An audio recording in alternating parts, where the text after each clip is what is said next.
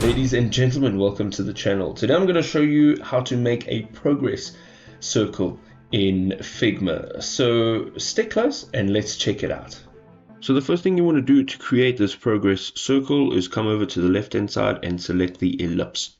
Let's hold shift down so that we can make a proper circle.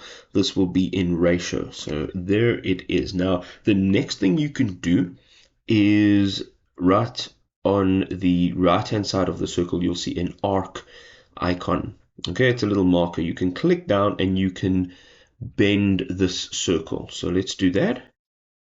And let's put it to just 75%. Now, if you hold in shift and you click down on this middle section here, you can make it do that. Right? The next thing we want to do is we want to round these corners, and this is now just up to personal preference. And what we're going to do now is just fill. So let's go over to the right hand side, let's select fill, and we can now just make it black. You can also add an optional stroke.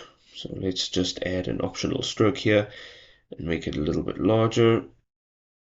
All right, I think that looks good. Now what you want to do is select your semicircle, and you want to use on your keyboard Control C and Control V. This will copy this circle or this shape.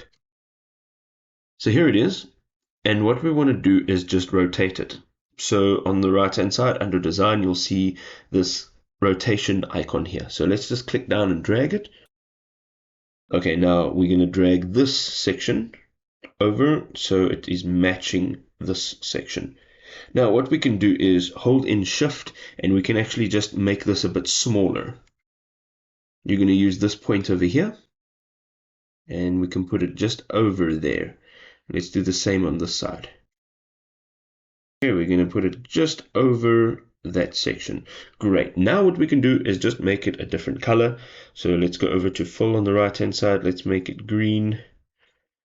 Over like this, and we are going to right click on it and we're going to say send to back, and that's what it can look like, or you can keep it in the front. All right, you can also continue to adjust this. So let's say you want it there.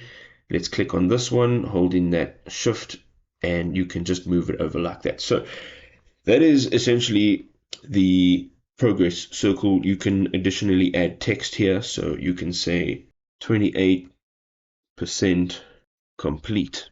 All right, and let's just go and change the size of this, and let's make it something that looks like that. So now we can go and take this, put it on the inside of our circle, and it looks something like that.